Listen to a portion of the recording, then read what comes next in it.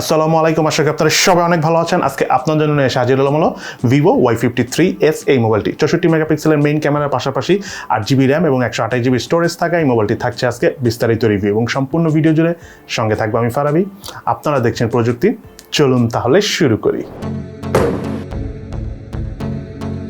মোবাইলটির box কন্টেন্টে রয়েছে user manuals, sim tray ejector, soft plastic back cover, 33 ওয়াটের flash charger,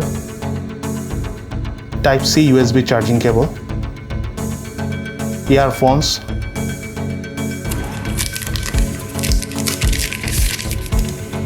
এবং Vivo Y53s মোবাইলটি। মোবাইলটির ডিজাইন এবং আউটলুকের কথা বলতে গেলে আমি বলবো না যে অনেক স্টাইলিশ, বাট ওভারঅল সুন্দরই লেগেছে আমার কাছে। এবং ব্যাক প্যানেলটি কিছুটা ফিঙ্গারপ্রিন্ট ম্যাগনেটিক হওয়ার কারণে খুব ইজিলি হাতের ছাপ পড়ে যাচ্ছিল। সো আপনার একটা রিকমেন্ডেশন থাকবে, অবশ্যই আপনারা এই ফোনের সাথে একটি ব্যাক কভার ইউজ করবেন। আমার হাতে থাকা এই মোবাইলটির কালার ভেরিয়েন্টের নাম হলো deep sea blue colour, but এই মোবাইলটির আরেকটি কালার ভেরিয়েন্ট রয়েছে, সেটার নাম হলো ফ্যান্টাস্টিক রেইনবো।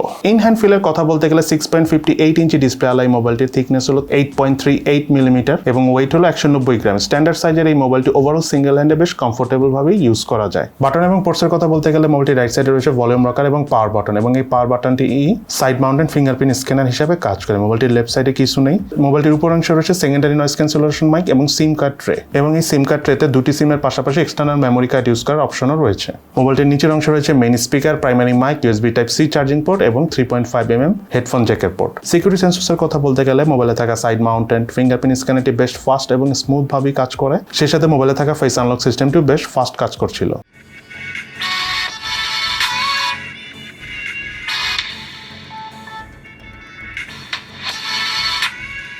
মোবাইলটির স্পিকার পারফরমেন্সের কথা বলতে গেলে আমার কাছে মোবাইলটার স্পিকারের লাউডনেস কিছুটা কম মনে হয়েছে, বাট স্পিকার থেকে যে সাউন্ড পারফরমেন্স পেয়েছি যেটা যথেষ্ট আমার কাছে ডিসেন্ট মনে হয়েছে, এবং তার পাশাপাশি 100% ভলিউমে কোনো প্রকার ডিস্টরশন ছাড়া এই মোবাইলটি থেকে আমরা স্পিকার পারফরমেন্স পেয়েছি। মোবাইলটিতে রয়েছে 6.58 ইঞ্চি আইপিএস এলসিডি প্যানেলের ডিসপ্লে, ফুল এইচডি প্লাস রেজুলেশনের এই ডিসপ্লেটির স্পেসিফিকেশন হলো 2400x1080 pixel, display pixel density হলো 401 পিপিআই, ডিসপ্লের চারপাশে ভেজেল এবং চিন এরিয়াটা আমার কাছে প্রাইস বিবেচনায় ঠিকঠাকই মনে হয়েছে। ডিসপ্লে ঠিক উপরে সেন্টারে রয়েছে water drop selfie camera. Multitasking এর কথা বলতে গেলে বেশ ভালো পারফরমেন্স পেয়েছি। খুব ইজিলি অনেকগুলো অ্যাপ এট এ টাইম ইউজ করা যাচ্ছিল এবং সব করে লং টাইম ইউজ করা যাচ্ছিল। সো ওভারঅল ডিসপ্লে পারফরমেন্সের কথা যদি আমি বলতে চাই, বেশ স্মুথ একটা ফিল পেয়েছি। তার পাশাপাশি এই মোবাইলটিতে 8GB র্যামের পাশাপাশি 3GB এক্সটেন্ডেড র্যাম থাকার কারণে অনেকগুলো অ্যাপ একসাথে রান করে ইউজ করা যাচ্ছিল এবং খুব ইজিলি সোয়াপ করে ইউজ করা যাচ্ছিল। ইভেন ইন্টারনেট ইউজ হয় এমন অ্যাপগুলো কিন্তু আমরা একসাথে অনেকগুলো রান করে ব্যবহার করে দেখেছি, এবং তার পাশাপাশি মোবাইলটা লং টাইম ইউজ করতে যে কোনো প্রকার ফ্রেম ড্রপ বা ল্যাগিং এর আমরা দেখা পাইনি। ওভারঅল এই মোবাইলটা ডিসপ্লে পারফরমেন্স আমার কাছে ভালোই লেগেছে। Vivo Y53s এই মোবাইলটিতে রয়েছে ট্রিপল ক্যামেরা সেটআপ। এর মধ্যে মেইন ক্যামেরাটি হলো 64 মেগাপিক্সেলের 1.8 অ্যাপারচারের, এবং এই ক্যামেরাতে সেন্সর হিসেবে ইউজ করা হয়েছে স্যামসাং এর আইসোসেল GW3 সেন্সর। বাকি দুটি ক্যামেরা হলো 2 মেগাপিক্সেলের 2.4 অ্যাপারচারের ম্যাক্রো সেন্সর ক্যামেরা এবং ডেপথ সেন্সর ক্যামেরা। 64 মেগাপিক্সেলের মেইন ক্যামেরা দিয়ে ছবি তুলতে যে আমার কাছে ওভারঅল কালার টোন যথেষ্ট ভালো মনে হয়েছে, ডাইনামিক রেঞ্জও ভালো পেয়েছি, বাট ছবির ডিটেলসে কিছুটা ঘাটতি ছিল। সামটাইমস কালার একটু বেশি বুস্ট করতেছিল, বাট ওভারঅল প্রাইস বিবেচনা আমার কাছে এই মোবাইলের ক্যামেরা পারফরমেন্স ভালোই লেগেছে। অপরদিকে 2 মেগাপিক্সেলের ম্যাক্রো সেন্সর ক্যামেরা এবং ডেপথ সেন্সর ক্যামেরা দিয়ে ছবি তুলতে যে আমরা খুব ইজিলি সাবজেক্ট ফোকাস করতে পারছিলাম, এবং তার পাশাপাশি ক্যামেরা হিসেবে যথেষ্ট ভালো ছবি তুলতে পেরেছি।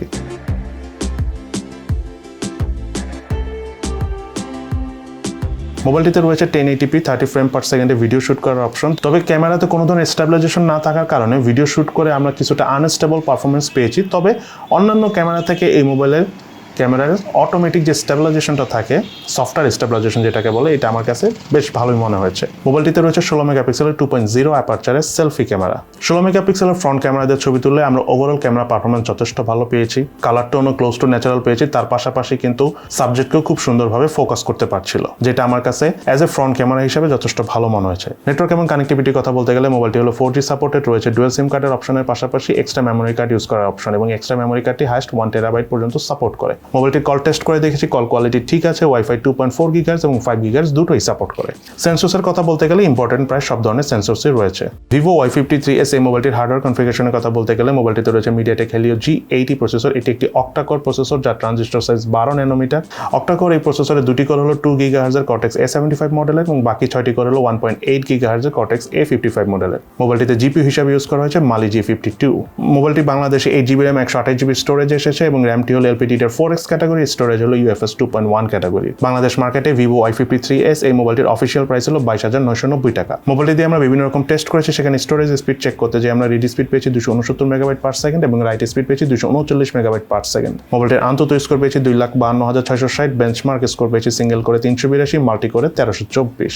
মোবাইলটিতে আমরা পাবজি গেমস খেলতে চাই highest HD graphics high frame রেটের সাপোর্ট পেলো। ওভারঅল সবচেয়ে বেস্ট পারফরমেন্স পেয়েছি আমরা ব্যালেন্সড গ্রাফিক্সে আলট্রা ফ্রেম রেটে, এবং পাবজি গেমসটা আমরা লং টাইম স্মুথলি খেলতে পেরেছি, সেই লেভেলে কোনো ফ্রেম ড্রপ বা ল্যাগিং এর দেখা পাইনি। অপরদিকে আমরা কল অফ ডিউটি গেমসটা হাইয়েস্ট মিডিয়াম গ্রাফিক্সে হাই ফ্রেম রেটে সাপোর্ট করলো, সবচেয়ে বেস্ট পারফরমেন্স পেয়েছি আমরা মিডিয়াম গ্রাফিক্সে লো ফ্রেম রেট, এবং বেশ long time Call of Duty গেমসটা এই মোবাইলে খেলে যথেষ্ট ভালো লেগেছে আমাদের কাছে। এবং H19 গেমসটি আমরা মোবাইলে থাকা যে ডিফল্ট সেটিং রয়েছে সেই সেটিংয়ে খেলতে যে বেশ ভালো মজা পেয়েছি। শুরুর দিকে হালকা একটু ল্যাগিং এর দেখা পেলেও লং টাইম খেলতে থাকলে আস্তে আস্তে আর সেই ধরনের কোনো ল্যাগিং বা ফ্রেম ড্রপের দেখা আমরা H19 গেমসটি থেকে আর পাইনি। মোবাইলটার হিটিং এর কথা বলতে গেলে মোবাইলটা হালকা পাতলা হিট হয়, এটা খুবই স্বাভাবিক, স্পেশালি মোবাইলটিতে গেমস খেলার সময়।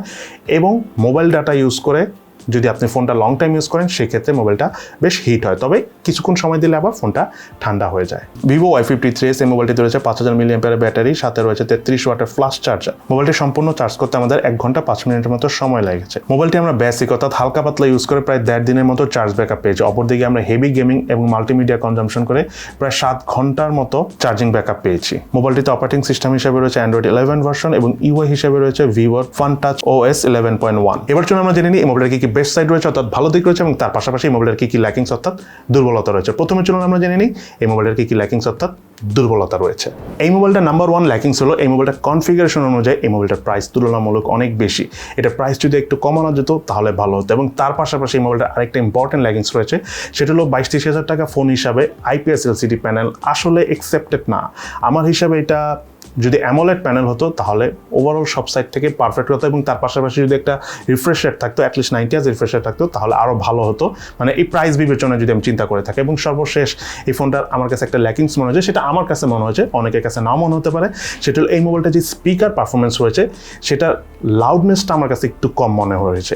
ওভারঅল স্পিকারের পারফরমেন্স ভালো, আপনি যদি মনে করেন যে ডিসেন্ট পারফরমেন্স চান সাউন্ড থেকে দেন স্পিকার ওকে, কিন্তু লাউডনেসের কথা যদি বলতে চাই তাহলে আরেকটু ভালো হলে ওভারঅল সব সাইড থেকেই পারফেক্ট হতো।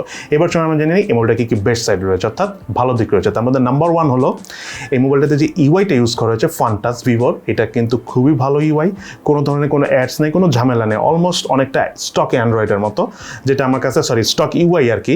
সো ওভারঅল আমার কাছে যথেষ্ট ভালো মনে হয়েছে। এবং তার পাশাপাশি এই মোবাইলটার আরেকটা জিনিস খুব ভালো লেগেছে আমার কাছে, সেটা হলো মোবাইলটার সাথে ইয়ারফোন দেওয়া হয়েছে। বর্তমানে কিন্তু অনেক কম দামি ফোনের সাথেও কিন্তু ইয়ারফোন থাকে না, বাট এই ফোনটার সাথে ইয়ারফোন দেওয়া হয়েছে এবং ইয়ারফোনটার পারফরমেন্স কিন্তু খুবই ভালো।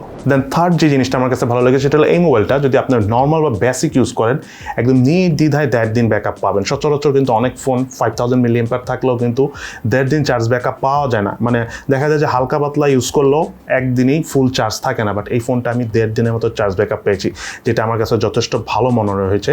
এবং তার পাশাপাশি এই মোবাইলটার ক্যামেরা পারফরমেন্স প্রাইস বিবেচনায় আমার কাছে ভালোই লেগেছে। সো এই হলো আমাদের আজকের ভিডিও। কেমন লাগলো আপনাদের কাছে Vivo Y53s এই মোবাইলটি অবশ্যই সেটা ভিডিও নিচে কমেন্টস করে জানাবেন। এবং আমাদের আজকের ভিডিওটি যদি ভালো লেগে থাকে তাহলে অবশ্যই লাইক করে দেবেন এবং শেয়ার করে দেবেন আপনার আশেপাশে বন্ধু বান্ধবদের সাথে। সো সবাই ভালো থাকেন, সুস্থ থাকেন, ইনশাল্লাহ দেখা হবে ফিউচারে।